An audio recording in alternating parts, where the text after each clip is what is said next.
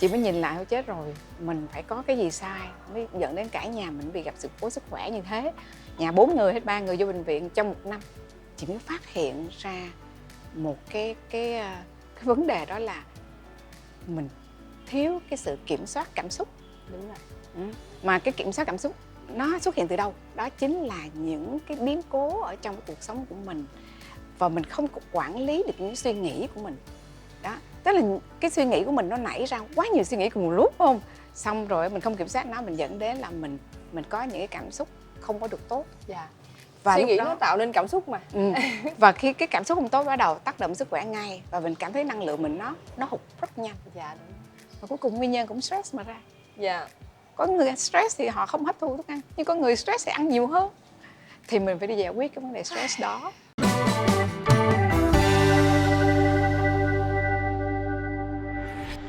Chào mừng mọi người đến với chương trình Green Love 101.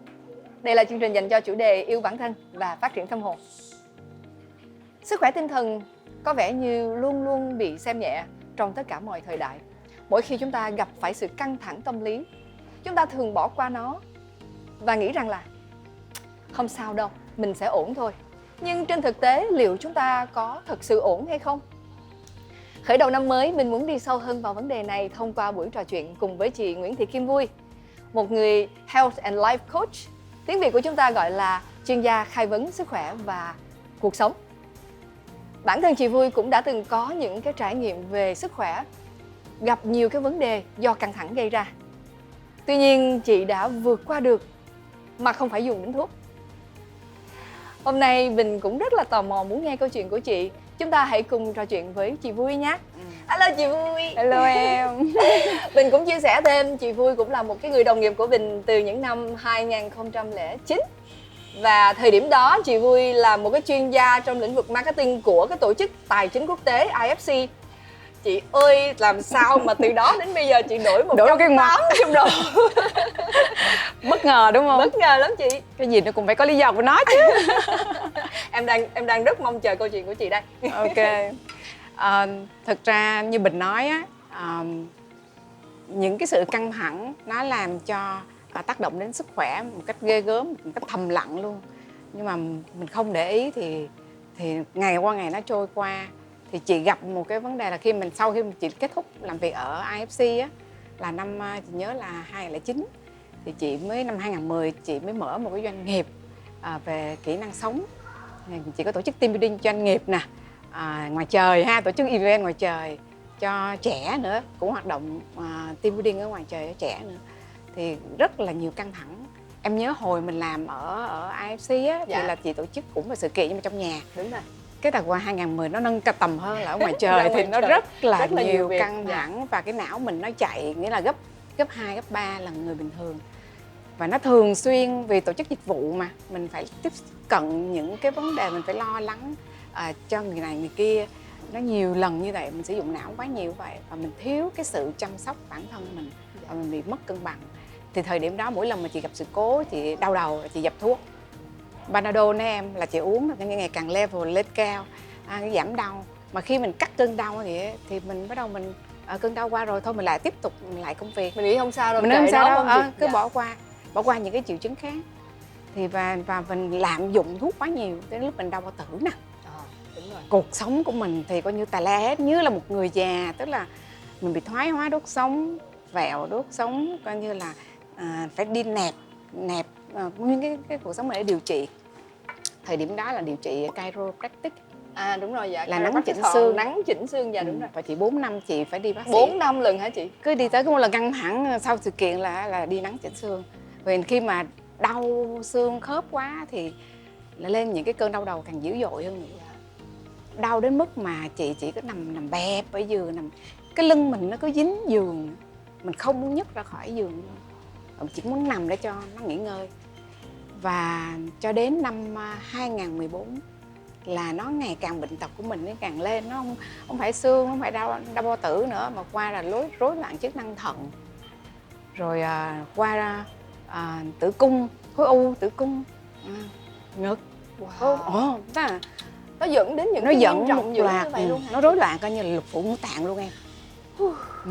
Và cái năm chị nhớ 2014 là chị toàn là đi bệnh viện thôi. Tức là cái hồ sơ của chị là từ khoa này khoa kia, cuối cùng cái bác sĩ mới còn khoa cuối cùng khoa tâm thần kinh. Ôi trời ơi. Thì tới bác sĩ tâm thần kinh, bác sĩ mới nói chuyện câu là cái gốc rễ mà gây ra những cái triệu chứng cho các cơ quan nội tạng khác á, của chị á, thì đó chính là rối loạn âu lo. Là cái bệnh tiếng Anh đó là anxiety disorder. Ok. Thì khi em bị rối loạn âu lo và rối loạn về thần kinh á, thì nó sẽ thần kinh nó điều khiển tất cả các cơ quan mà, thì nó làm cho mình rối loạn lục phủ ngũ tạng luôn.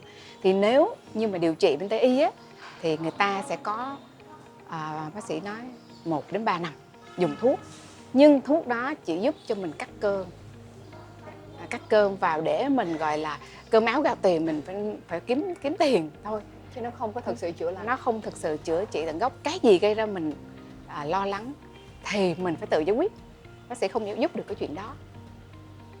Và bác sĩ cũng nói trước rằng là nó sẽ gây những cái hệ lụy do dùng thuốc kéo dài. Dạ đúng rồi. Đó.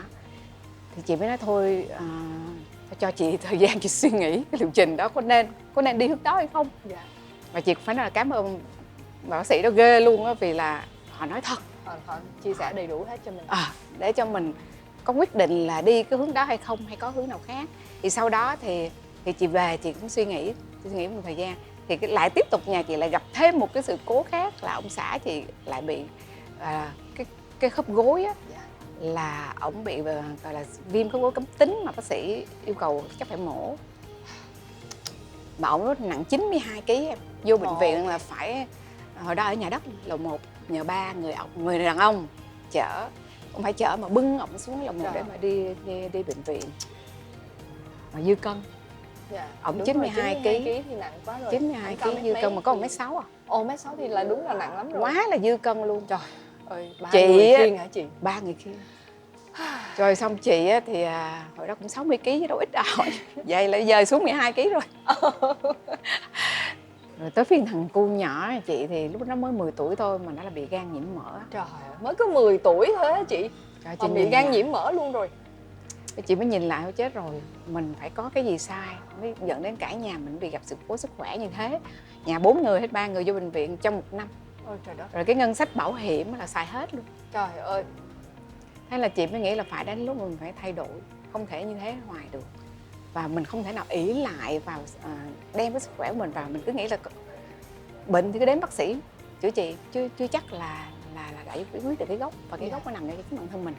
Thì mình phải thay đổi. Thì chị mới đi tìm hiểu về thực dưỡng, thì chị mới học cái cách nấu ăn và thay đổi toàn bộ chế độ dinh dưỡng của trong gia đình.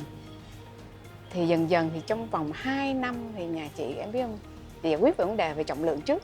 Ông xã chị giảm 25 kg. Ok, hồi nãy là 92 kg. Giảm 25 kg rồi còn 6 mấy kg thôi. Giờ cũng còn 67 đến giao dịch 67. Giao dịch 67 đến giao dịch 67 đến giao dịch dao động 67 đến 69 kg. Dao động từ 67 69 kg. Dạ. Chị thì giảm được 12 kg. Ok. Còn nhóc chị là trong suốt 4 năm nó không tăng trọng lượng, nó chỉ tăng chiều cao thôi. Thật ra nhìn ảnh như là hot boy vậy đó. Thì cả nhà chị ai cũng nhìn thấy, nhìn về mặt thể chất thì thấy là cái sức khỏe, cái là ăn uống là rất quan trọng. Rất là quan trọng, nó tác động đến sức khỏe. Nhưng mình giải quyết được vấn đề thể chất thôi. Thì đến 2019 á, chị thấy bắt đầu chị cũng ổn rồi. Và từ 2015 đến 19 là chị phải dừng luôn công việc của chị luôn. Tại vì chị biết là khi mà chị nghỉ ngơi thời gian, khi chị quay lại công việc là chị lại bị căng thẳng, nên là ông xã chị thôi cho chị dừng luôn một cái thời gian để chị tập trung tịnh dưỡng, lấy lại sức khỏe trước đã, tính gì tính. Cho đến năm 2019 thì trong cái thời gian mà chị dùng thực dưỡng, chị tự điều trị á, thì chị nói một câu ở trong tâm mình á, nếu như mà mình mà coi như là lấy lại những gì đã mất từ thực dưỡng thì mình phải có một cái nhiệm vụ mình sẽ chia sẻ lại. Nếu như mình bình phục để giống như là mình đáp ơn vậy đó. Thì cái đó là cái tâm nguyện của chị. Bản thân mình cũng là một cái minh chứng sống cho cái việc là nó có thể thay đổi được. Thì nó, và chị nghĩ là cái chuyện căng thẳng chắc ai cũng gặp, chứ không phải một mình chị, đúng không? Thì chị mới mở một cái kênh Bếp Cô Vui. Năm 2019 chị mở cái kênh đó. Mà khi mà chị mở cái kênh, chị chia sẻ cái cách nấu ăn này kia các loại, thì thấy mọi người nghe rất là thích, nhưng mọi người rất là ngại thay đổi.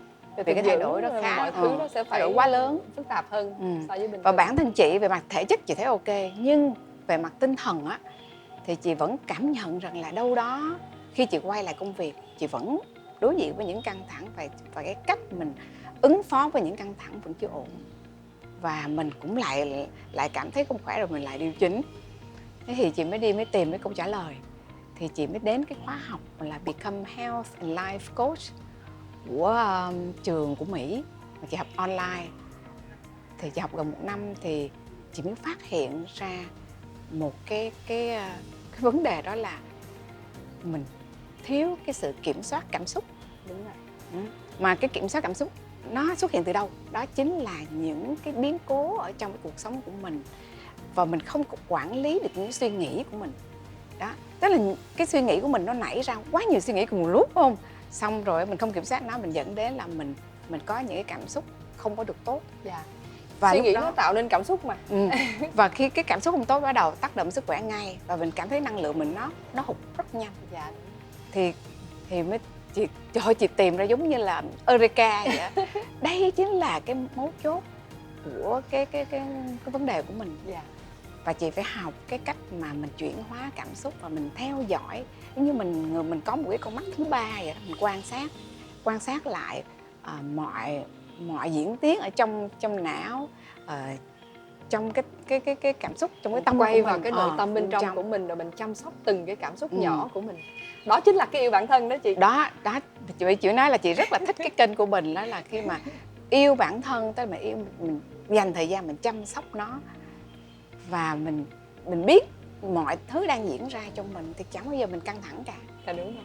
Đó, và mình làm việc nhiều, nhưng mà mình có sự chăm sóc nhiều, nó vẫn cân bằng. Dạ. Ở đây mình không có dám nói các bạn là các bạn ngừng việc nghỉ hưu non, nhưng mình không có được cái chuyện đó, là cái chuyện quá lý tưởng. Không phải cái đó là mục cái tiêu cần cuộc thiết. đời của bạn vẫn có, nhưng hãy song song tiếp theo Mình phải đi vào bên trong, mình quan tâm đến những cái cảm xúc bên trong của mình, thì những cái suy nghĩ của mình nữa. Mình phải làm sao xem nó cũng như là một cái hạng mục ở trong cái cuộc sống của mình, thì nó sẽ ổn thôi. Thì sau khi chị học cái khóa đó xong, chị cảm thấy là rất là đã và chị chứng kiến những master coach, những bậc thầy của mình, họ giúp cho khách hàng của họ thay đổi hẳn. Chị nói là thay đổi cả cái cuộc đời của người ta sau này, khi mà người ta biết cái cách mà vận dụng ứng biến, rồi mà họ kiểm soát sức khỏe của họ như thế nào. Chị thích, nên là chị phải quyết tâm là sau khóa học này chị phải làm một cái công việc, không phải mỗi chuyện mà mình truyền đạt kiến thức không thôi, nhưng mà mình sẽ hướng dẫn kèm cặp cho từng cá nhân một luôn, tức là một kèm một, và họ sẽ cùng mình họ thay đổi từng cái thói quen một, thói quen từ trong nếp suy nghĩ, thói quen từ trong sinh hoạt, trong cái phương pháp làm việc nữa. Em thấy hầu hết mọi người khi mà mình có một cái sự chuyển hướng, một cái bước ngoặt hoàn toàn khác trong cuộc đời, giống như mình đã từng làm một cái công việc mà trong văn phòng trước đây, nhưng mà sau đó đổi ra ngoài làm một cái công việc liên quan đến con người, liên quan đến cộng đồng nhiều hơn chẳng hạn. Cũng giống như cái trường hợp của chị chẳng hạn. Thì hầu như là nó đều xuất phát từ cái chuyện là bản thân mình gặp phải những cái khó khăn, những cái vấn đề khá là lớn, biến cố trong cái cuộc đời của mình, phải không chị? Và sau đó cái điều đó nó dẫn đến cái việc là mình nhìn thấy được cái con đường mới để mình đi, và mình coi đó giống như một cái sứ mệnh của mình vậy đó. Em nghĩ đó là một cái cơ duyên để mà dẫn dắt chị đến ngày hôm nay. Đó mà gọi là nhờ bệnh đó. Nó túm lại có hai chuyện, nhờ bệnh mà chị chuyển hướng. Thì đóng cánh cửa này thì mình có cánh cửa khác, thì đơn giản. Nó cũng như là một cái điều kiện cho cái việc là nó sẽ xảy ra những cái sứ mệnh của mình ở đằng sau, và mình trở nên, mình học được rất là nhiều thứ trong cuộc sống, và mình cảm thấy cuộc sống của mình nó vui vẻ hơn, và mình thay đổi được khá là nhiều điều trong cuộc sống của mình. Rất là nhiều người như vậy đó chị, giống như họ được khai sáng, và từ đó họ phát triển được một cái định hướng mới, và họ lại muốn giúp lại cho cộng đồng, đóng góp lại cho cộng đồng. Trong cái công việc của chị như vậy á, thì cụ thể chị nghĩ rằng là khi mà mình tiếp xúc với khách hàng, những cái cách mà mình có thể giúp được cho khách hàng là những cái điều gì vậy chị? Những khách hàng mà đến với chị á, thì có nhiều người thì họ bị về mặt tinh thần thôi, nhưng có nhiều người thì bị về mặt thể chất. Mà chị á, thì nhiệm vụ của chị phải giúp cho họ nhìn lại một cái tổng thể cả về mặt thể chất lẫn tinh thần họ như thế nào. Ví dụ có những người đến là đầu tiên là họ bị về mặt thể chất thôi, họ đau khớp gối, xong rồi dần dần người da đau qua viêm ga cân bằng chân, họ đi điều trị bác sĩ, đi vật lý trị liệu, nhưng mà cái việc mà bình phục nó vẫn rất là tái đi lâu, tái tái lại lại nó rất là không lâu. có hết hẳn. Thì chị sẽ giúp họ nhìn lại là về mặt thể chất thì mình có những cái hoạt động vận động nào khác. Ví dụ chị cho chuyển sang học hỗ trợ theo bằng cách là bơi. Rồi chị giúp họ coi lại những cách điều chỉnh lại cách ăn uống, làm sao mà cái cơ thể của họ hồi phục nhanh nhất. Nhưng mà chị hướng dẫn họ thêm là đâu đó ở trong cái công việc của họ bị stress, họ có bị stress, và những lúc mà họ đau chính là những lúc mà họ đang căng thẳng với những cái công việc của họ, hoặc là với những cái mối quan hệ xung quanh họ, nó dẫn đến cơn đau dữ dội, chính cái đó nó làm tái phát. Đó, thì họ sẽ nhìn lại tận cái gốc rễ vấn đề nằm ở đâu. Tức là cái nguyên nhân của mình chưa có chữa được thì chắc chắn là cái bệnh tật của mình nó sẽ không có hết được rồi. Bác sĩ người ta không đủ thời gian để người ta theo bệnh nhân đi vào những chi tiết như vậy. Bác sĩ thì tập trung vấn đề kê đơn toa thuốc, họ chẩn đoán bệnh, kê đơn toa thuốc, và họ có nói cái nguyên nhân, họ nói ở mức độ đó ở trong cái buổi gặp bệnh nhân, nhưng có làm hay không ở trong cuộc sống, họ có thay đổi những thói quen không thì bác sĩ không theo được. Thì cái nhiệm vụ của health coach là làm ở cái khâu đó, là phải đi sát tốn ít nhất là 3 tháng. Chị nhớ mỗi khách hàng của chị á, là cứ mỗi lần một tuần á, là gặp nhau một lần, 1 tiếng đồng hồ ở trên online thôi, hoặc là gặp trực tiếp. Nhưng mà hàng ngày là mình vẫn cập nhật với nhau. Và cái khách hàng nào cũng 5-6 tuần đầu em được tin nhắn dồn dập vì họ gặp rất là nhiều cái cơn đau trong 6 tuần đầu. Nhưng khi mà họ điều chỉnh từ từng cái thói quen một thì qua tuần 5-6 gần như là họ coi như là hơi giãn ra không phải tin nhắn để cứ đến tuần mới gặp nhau thôi. Thì là đó là cái sự thay đổi mà mình có thể nhìn thấy được trong cái thời gian mình coach là đã có những cái thay đổi rồi. Sau đó thì họ gần như họ hết cái thời gian coach rồi, họ tiếp tục duy trì đó và họ bình phục một cách gọi là trọn vẹn hơn sau đó. Em thấy cái này chắc nó phải dựa vào cái ý chí của mình nhiều lắm phải không chị? Đúng rồi. Chứ nếu không thì thật ra mà nói là con người mình nó dễ bị buông xuôi. Đó là tâm lý của con người, là thích cái gì đó là theo cái lối cũ, nó đỡ phải suy nghĩ. Đúng rồi. Nó đỡ phải suy nghĩ và nó đỡ phải mỗi lần mình làm bây giờ em coi em đeo đồng hồ từ đồng hồ tay trái mà em qua tay phải thôi là em đã thấy đã khác rồi đó nha. Khó chịu liền. Là khó chịu liền rồi, huống hồ vậy em đang tự thói quen em ăn món nào mà em đổ món khác, đó là một câu chuyện khác nữa. Hoặc là ví dụ như là tự chuyện mà không tập thể dục mà em quá tập thể dục. Đúng rồi. Cả một cái vấn đề luôn. Thì cái nhiệm vụ đó chính là nhiệm vụ của health coach, là người ta làm sao giúp cho khách hàng người ta có một cái động lực mạnh mẽ. Phải có một cái động lực rất mạnh mẽ để cho họ muốn cái sự thay đổi đó, họ phải thực sự muốn để họ đi theo. Họ phải kết nối được chính bản thân mình với bên trong của họ. Thì sau đó là họ tự nhiên họ có một cái quyết tâm như vậy và họ sẽ bắt đầu cùng với mình để mà họ thay đổi. Và dĩ nhiên họ thay đổi một ngày là có thay đổi chút là nó cũng tác động đến sức khỏe chút là có niềm tin. Thay đổi 2 ngày 3 ngày và cuối cùng là một cái thói quen theo em biết là cũng phải là 21 ngày trở lại liên tục mới thành một thói quen. Tuy nhiên sau đó nó lại cũng có cái quy trình nó sẽ lặp lại.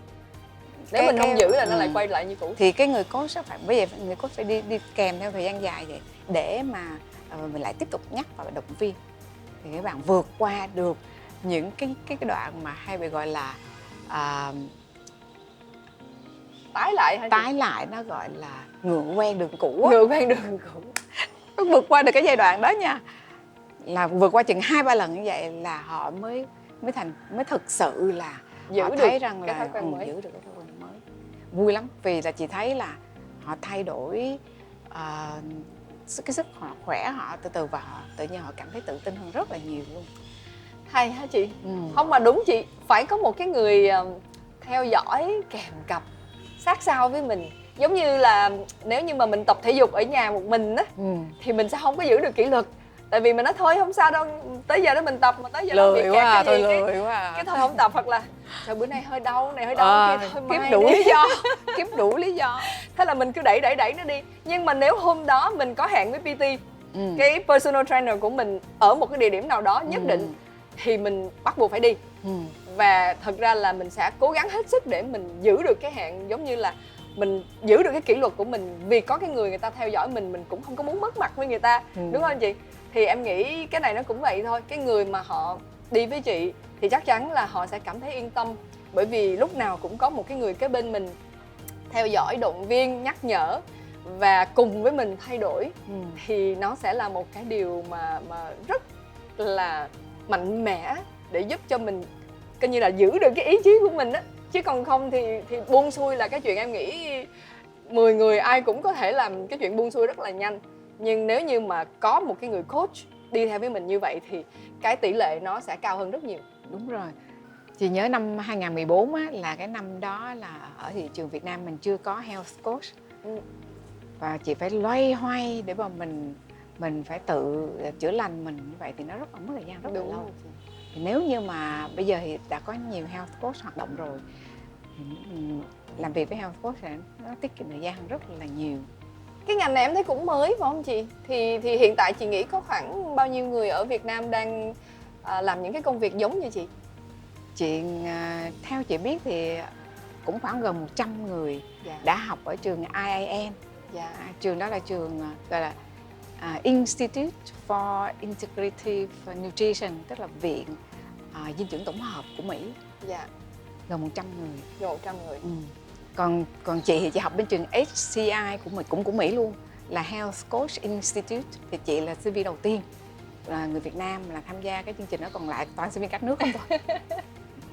Thì vì chị muốn đi sâu về thói quen hơn là chỉ tập trung về dinh dưỡng. Vì dinh dưỡng thì không phải ai cũng có thể thay đổi hoàn toàn dùng dinh dưỡng không thôi để điều trị, thì nó hơi gọi là khó khả thi. Chị muốn đi về cái thói quen tổng hợp, vì từ điều chỉnh về giấc ngủ, ăn uống, tập luyện vân, và quan trọng nhất là mình tìm được ở đâu đó ở trong cuộc đời của họ nó có cái khúc mắc gì ở đằng sau, giải quyết cái đó, phải gỡ được cái nút thắt kiểu đó nữa, kết hợp với lại những cái giải pháp mà rèn luyện về mặt thân, và thêm cái tâm trí nữa thì chị nghĩ ổn hơn, nó sẽ cân bằng về tâm thân trí hơn. Như vậy thì những cái người khách hàng mà đến với chị thì họ thường là những ai vậy chị? Những người mà họ làm việc mà thường căng thẳng. Nói chung họ bị những vấn đề về căng thẳng là một nè, hoặc là họ bị về vấn đề về cũng dinh dưỡng nữa. Ví dụ như họ không lên ký được, họ ăn mà không hấp thu được nha em. Có những người thì thừa cân, cũng nhiều người đây thì rất có là những thừa người cân. thì không lên ký được. Trời ơi sao nó ngược đời nó tréo ngoe vậy đó em. Coi như người thì ăn không hết, kẻ lần không ra. Đây là nhà chị thì thừa cân một cái là rất là dễ dàng. Có người ăn hoài không lên ký, cơ thể không hấp thu, và cuối cùng nguyên nhân cũng stress mà ra. Có người stress thì họ không hấp thu thức ăn, nhưng có người stress thì ăn nhiều hơn, thì mình phải đi giải quyết cái vấn đề stress đó, rồi cộng thêm vấn đề dinh dưỡng, một loạt cái thứ khác nữa, thì mới là gọi là giải quyết rốt ráo vấn đề. Có những người tức là chị tập trung về những người về bị stress nè, những người về trọng lượng nè, những người hoặc là những người rối loạn âu lo, những người liên quan vấn đề thần kinh. Thì những cái bệnh lý đó thì Tây y người ta cũng chỉ kê thuốc bình thường thôi chứ mang an tính thần thôi hả chị? Đúng rồi. Còn giải quyết gốc rễ vấn đề thì lại là hoặc là phải chuyên gia tâm lý, hoặc là health coach thì họ đi sâu về cái thói quen. Thì phải đi kèm theo những cái giải pháp đó thì mới giải quyết được cái vấn đề sức khỏe. Em nghĩ cái sự căng thẳng, cái sự rối loạn âu lo chắc là nhiều người gặp á, mà em chỉ không biết rằng là cái nhu cầu đó họ có thực sự họ nhận ra để mà họ đi tìm những cái người health coach như chị hay không. Bởi vì cái số lượng health coach của mình như chị nói ở Việt Nam hiện tại chắc hơn 100 người thôi, thì rất là ít, rất là ít, cái số lượng nó rất là nhỏ so với cái nhu cầu mà em nghĩ cái tiềm tàng nó rất là lớn luôn á.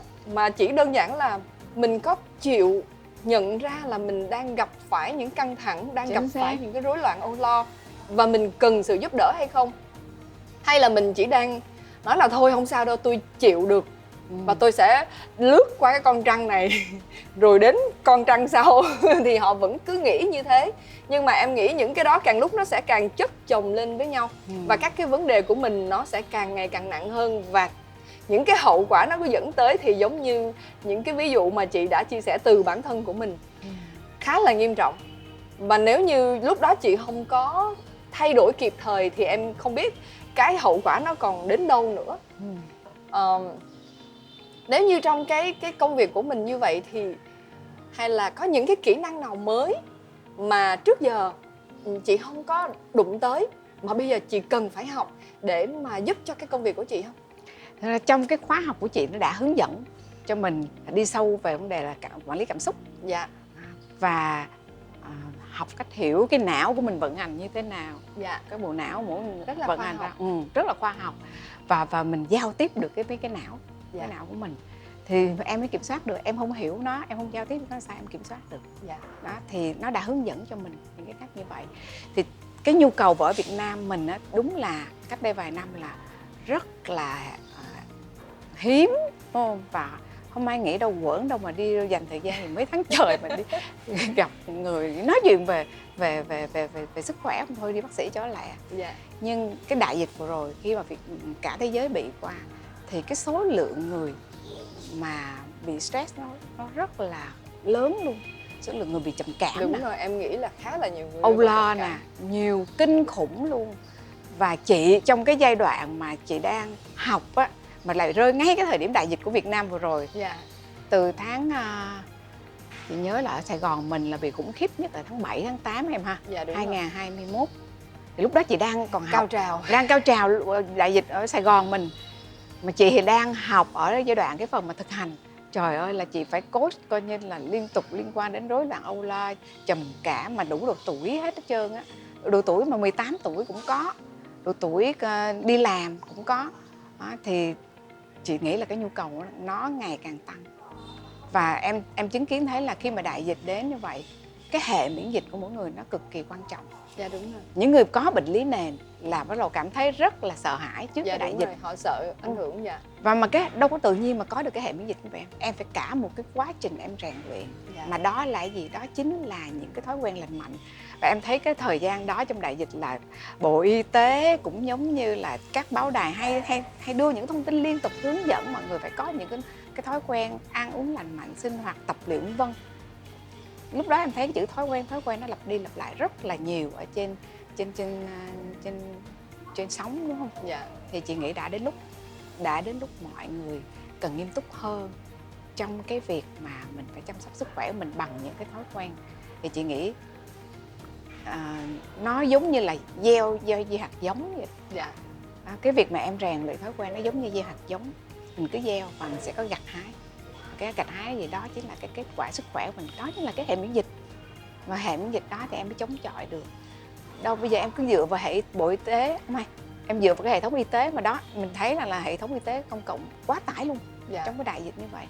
Rồi ai lo cho mình? Chỉ có mình thôi. Dạ. Chỉ có mình bản phải tự thân lo cho mình bản mới thân lo mình được thôi. bản thân mình thôi.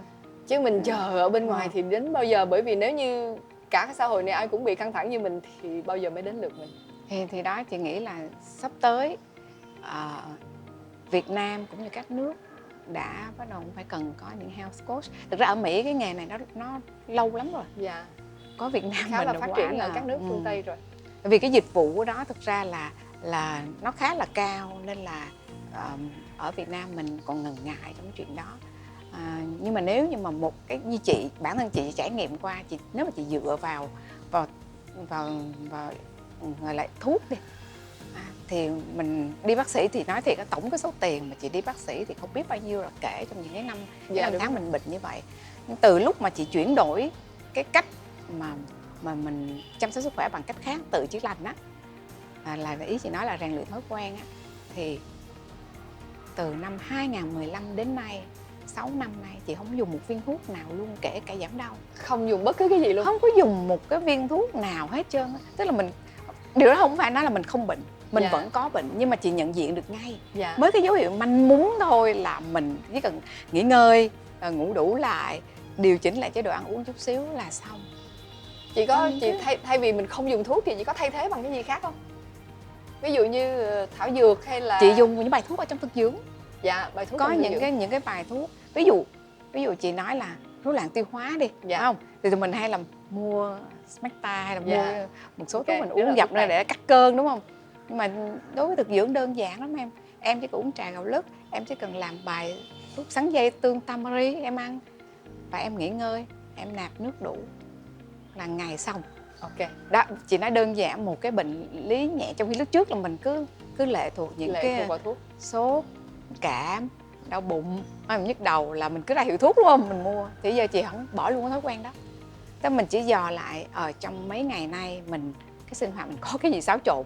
Dạ. Phải có thói quen có cái gì xáo trộn, cái gì nó làm cho mình, ví dụ rối loạn tiêu hóa, mình ăn uống ở ngoài, Mình ăn cái gì? mình ăn cái gì, mình ăn ở ngoài hay ăn ở nhà, mình tìm lại, mình điều chỉnh lại là xong. Em cũng dừng cái việc là cái thói quen sử dụng thuốc khi mà có những cái bệnh cảm nhẹ hoặc là hắt hơi sổ mũi hoặc là đau bụng hay cái gì đó, tức là những cái bệnh thông thường của em bây giờ em cũng không dùng thuốc cũng khá là lâu rồi. Em dừng cái chuyện đó cũng em không nhớ bao nhiêu năm nữa đó, tức là lâu lắm rồi em không dùng. Và thay vì em không có biết về cái thực dưỡng thì em đi theo cái hướng thảo dược. Thật ra cái thảo dược thì nói cho nó nghe cho nó to thôi chứ em dùng gừng là chủ yếu. Dạ, em mà có nhức đầu em cũng uống gừng nè, đau bụng em cũng uống gừng nè. Tất cả những cái vấn đề trong cơ thể của em đều dùng gừng mà có thể giúp được hết. Ví dụ như là bị viêm họng nè, bị xoang nè, bị những cái đường liên quan đến đường hô hấp em cũng dùng đến gừng luôn.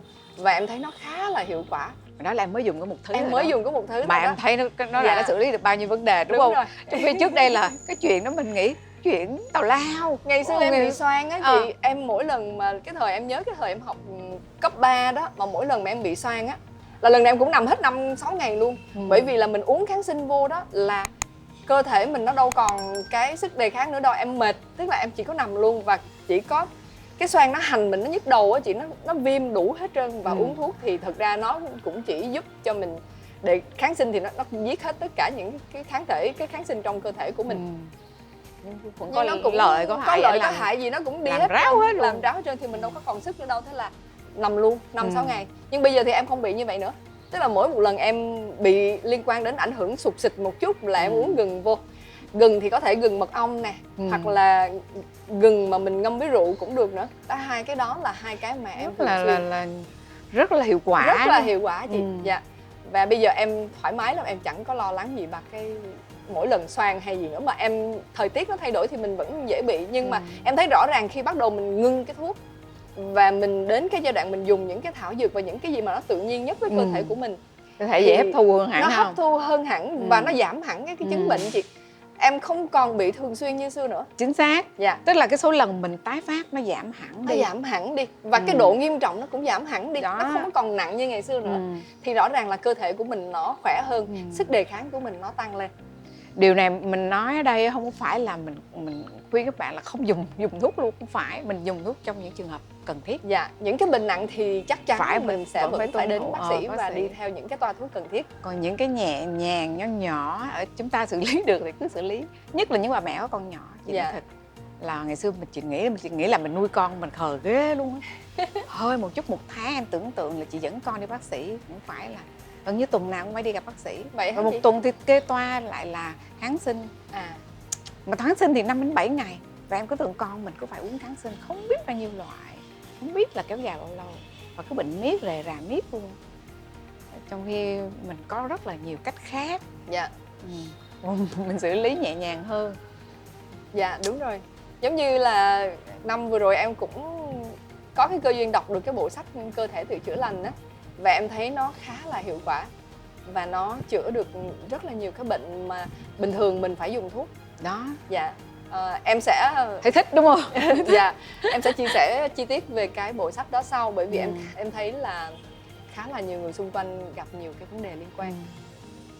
Đó, chị nói mỗi một cái chuyện, một cái thói quen nhỏ thôi, từ cái việc lạm dụng thuốc sang là mình hạn chế lại Dạ.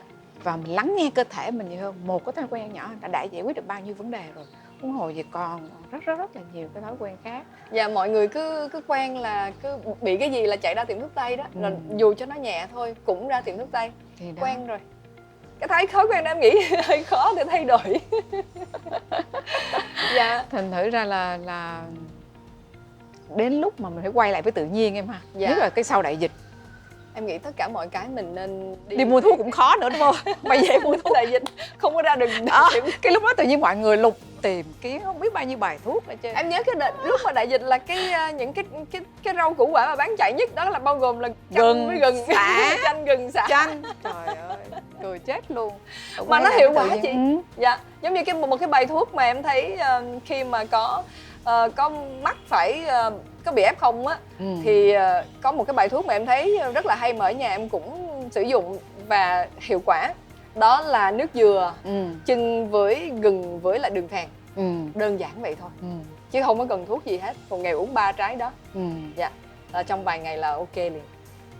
Chị thì trong cái tủ bếp của mình á, như bộ gia vị á, thì nó có cái chai giấm mơ, chai mơ muối á. Dạ. Họ ngâm trên 3 năm, ngâm muối trên 3 năm. Xong ra cái nước đó thì dùng cái nước giấm mơ đó, chỉ cần quậy xíu mật ong vô rồi uống là chị viêm họng, đơn giản vậy là hết liền. Cái trái mơ đó cũng rất là nhiều cái công vitamin. dụng. Thành ra lúc mọi người đổ xô nhau đi mua gừng, chanh, xả thì chị không cần chị có sẵn rồi. Chị có sẵn trong cái bộ gia vị của mình rồi. Nên là cũng có cái nhiều điều rất là thú vị ở trong thiên nhiên á. Dạ. Và càng nghiên cứu nó thì càng thích.